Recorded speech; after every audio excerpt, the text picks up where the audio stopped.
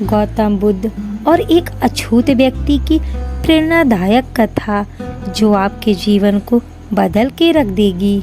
एक दिन गौतम बुद्ध अपने शिष्यों के साथ एकदम शांत बैठे हुए थे।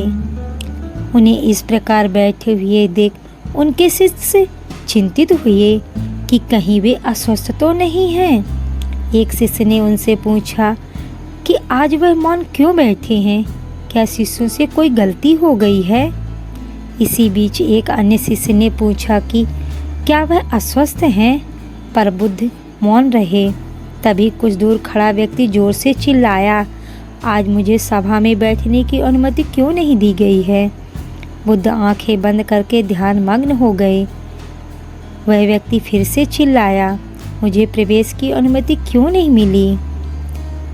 इस बीच एक उदास शिष्य ने उसका पक्ष लेते हुए कहा कि उसे सभा में आने की अनुमति प्रदान की जाए।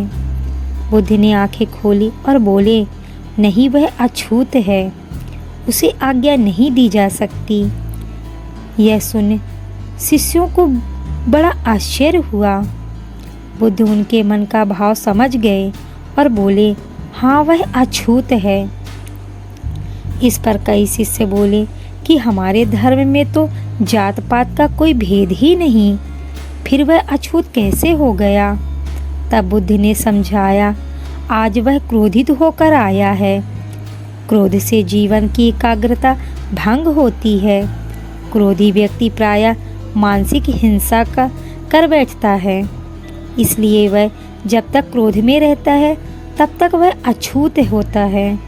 इसलिए उसे कुछ समय एकांत में ही खड़े रहना चाहिए। क्रोधित शिष्य भी बुद्ध की बातें सुन रहा था। पश्चाताप की अग्नि में तपकर वह समझ चुका था कि अहिंसा ही महान कर्तव्य व परम धर्म है। वह बुद्ध के चरणों में गिर पड़ा और कभी क्रोध न करने की शपथ ली। आशय यह है कि क्रोध के कारण व्यक्ति अनर्थ कर बैठता है और बाद में उसे पश्चाताप होता है।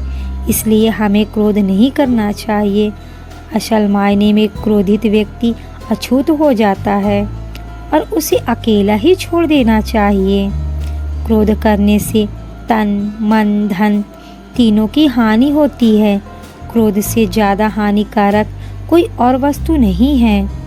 बुद्ध ने कहा भी है, क्रोध को पाले रखना गर्म कोयले को किसी और पर फेंकने की नीयत से पकड़े रहने के समान है। इसमें आप ही जलते हैं।